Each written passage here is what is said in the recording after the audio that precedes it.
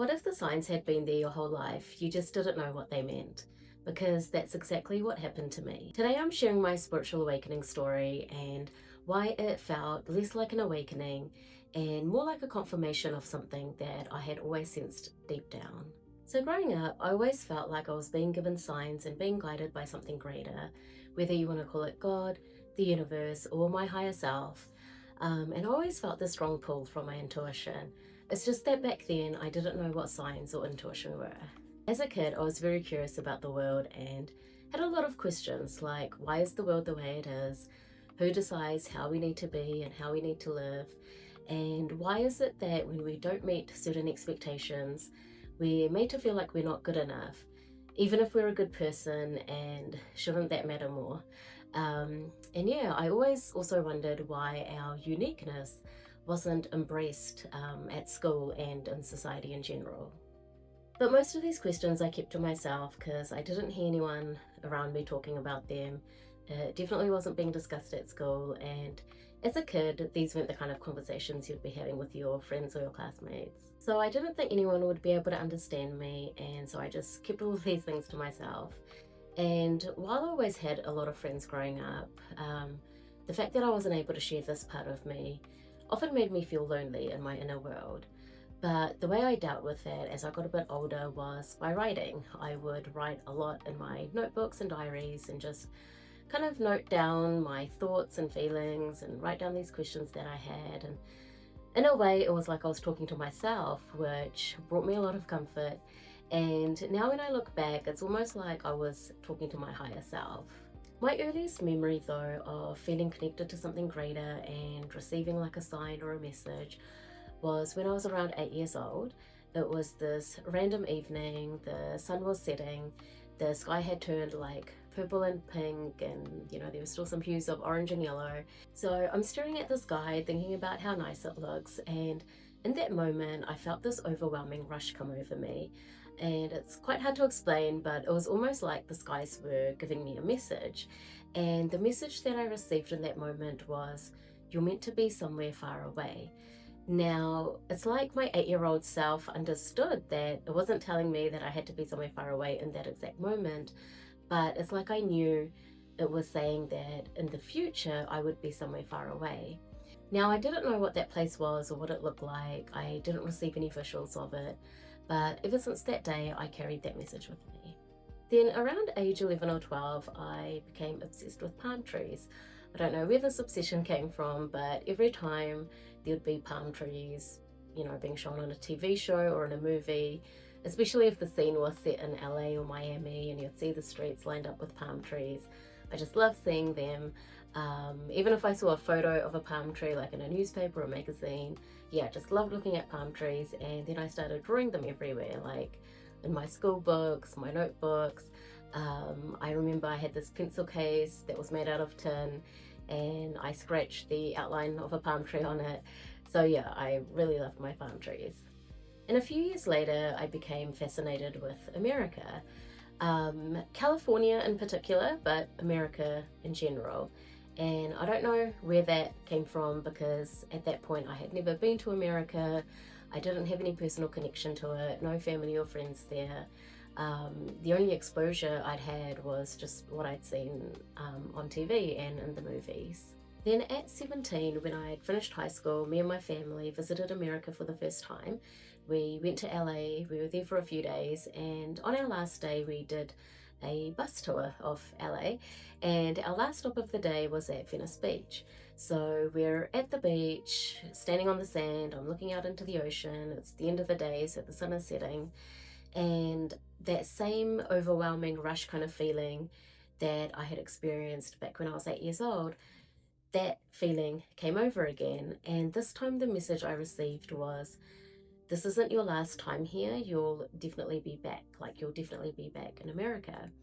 Now, at the time, there was no explanation as to why I would have received a message like that, but again, it stayed with me.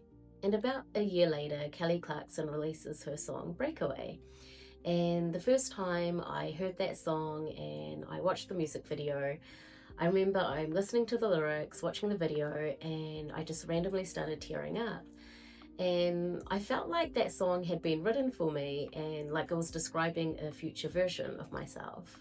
Then in my 20s, I returned to America a few times for holidays with friends. And in 2017, I got to spend a year living and working in Northern California. And towards the end of my time there, I remember this one week where I just kept seeing 1111 everywhere. I noticed it about 4 or 5 times that week on my phone, the microwave, even on a receipt from the supermarket. And I remember thinking at the time, oh, that's a coincidence. But a few weeks later, when it happened again, I told my roommate about it, and she was like, oh, 1111, that's an angel number, and it's like a sign from the universe. Now, that was the first time I had heard the term angel number and even the saying signs from the universe. I know these days, especially thanks to social media, these terms have become more common and mainstream, but about 10 years ago, not many people were talking about this kind of stuff. So I got really curious, went on Google, typed in angel numbers, briefly read about it. I was like, oh yeah, this seems really interesting. But then I kind of just left it at that until about 6 months later, when I was back home in New Zealand. I had just finished my 1 year living and working in California, and I was just trying to figure out what I should be doing with my life now. So at the time, I had just turned 32, and yeah, I was just feeling really lost and confused as to what steps I should next be taking. And I remember thinking to myself, oh, I really need a sign, um, right? Like, I need some sort of sign to kind of tell me what I should be doing or guide me in the right direction. So it was around that time that I started seeing and noticing angel numbers again. But this time it wasn't just 1111, it was also 222, 555, 777.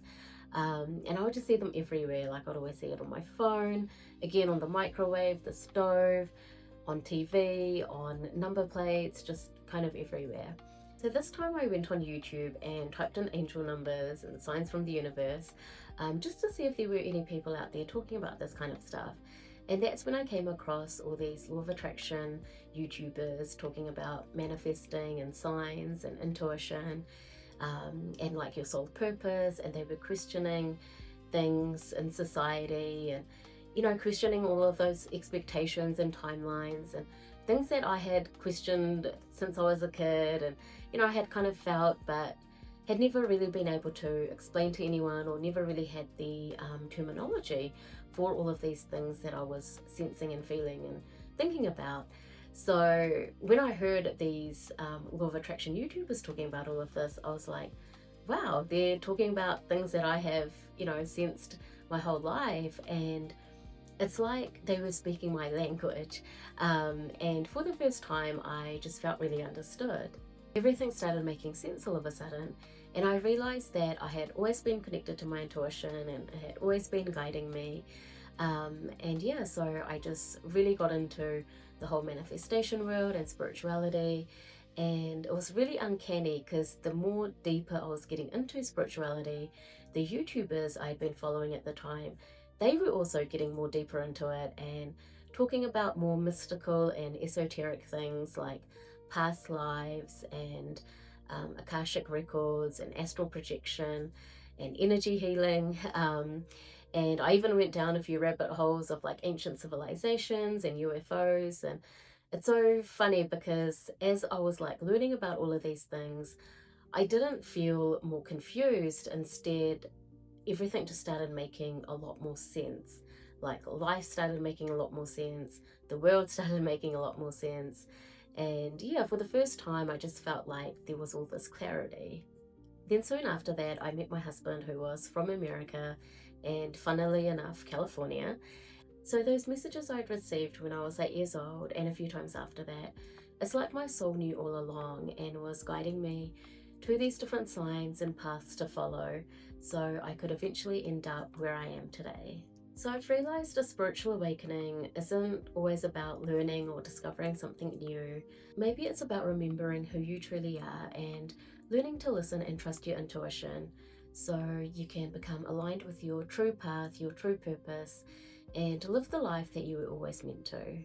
If you've had a similar experience where you've looked back and seen that there were signs all along, I would love to know, so please let me know in the comments. Thank you so much for watching. Take care, and I'll see you on the next one.